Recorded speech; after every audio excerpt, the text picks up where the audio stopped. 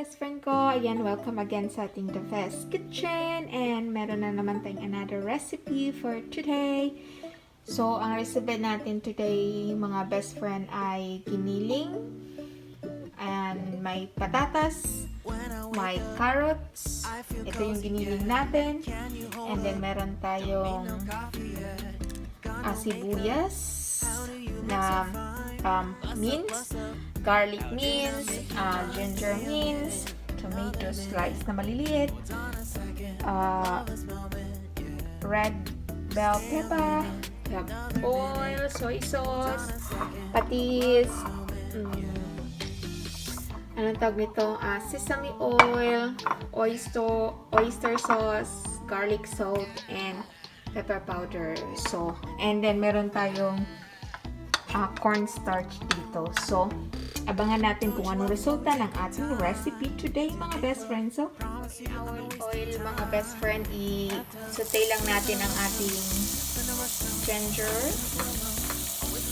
Ang ginger first, ang unahin natin. And then saute. Hanggang mag-golden brown. Na mga best friend, nag-brown na ang ating ginger, isunod na natin ang ating garlic.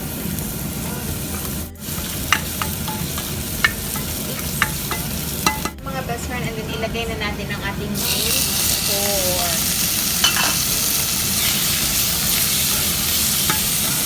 Ayan na siya, mga best friend. Iano lang natin yung water hanggang yung water ma-evaporate. Basta mawala na yung mga best friend, wala na siyang tubig. Ilagay na natin ang ating sibuyas, natin ang ating kamatis at saka yung bell pepper.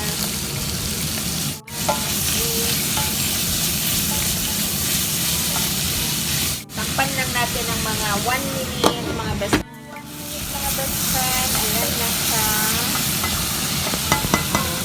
Lagyan na natin ang ating patatas at saka carrots. Mix natin.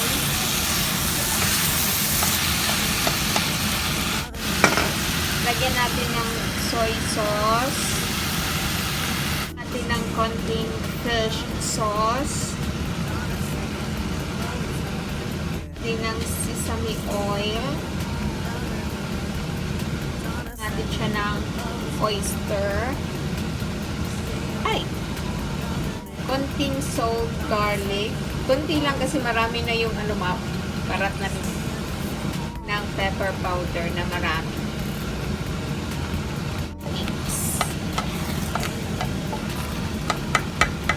And then ang ating water. Pangpaluto natin sa ating ulay. And then, ayan. So, takpan natin, mga best friend, hanggang maluto yung patatas at saka carrots natin. Lagyan pala natin konting ketchup or tomato paste. Ayan. Pangpas-tamis. Ay!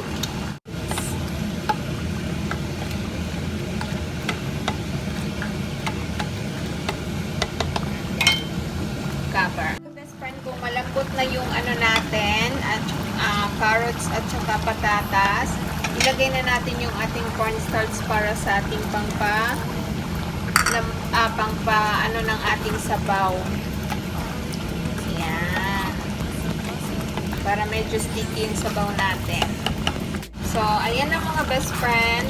Sticky na yung sabaw natin, and then titikman na natin siya kung tama na yung lasa. Try natin. Mga best friend, perfect na yung lasa, yung alat, medyo tamis, yung the best to, promise. First time ko din itong inimbento, pero so, luto na to, mga best friend, and then serve na natin.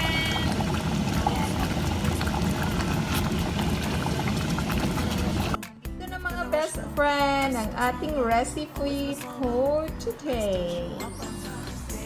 Ang sarap niyang iganyan sa rice.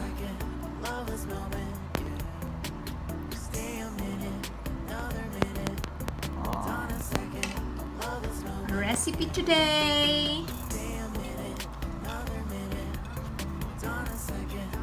Then, titikman na natin mga best friend with rice.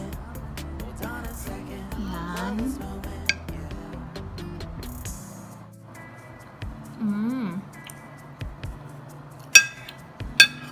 Perfect. Sarap.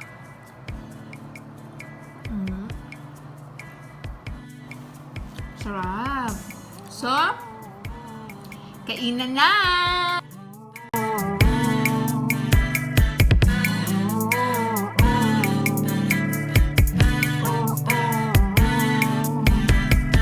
You got me feeling loved, even though I hold us up. Let me know if you ever think that I am being too much. You got me feeling loved, even though I hold us up.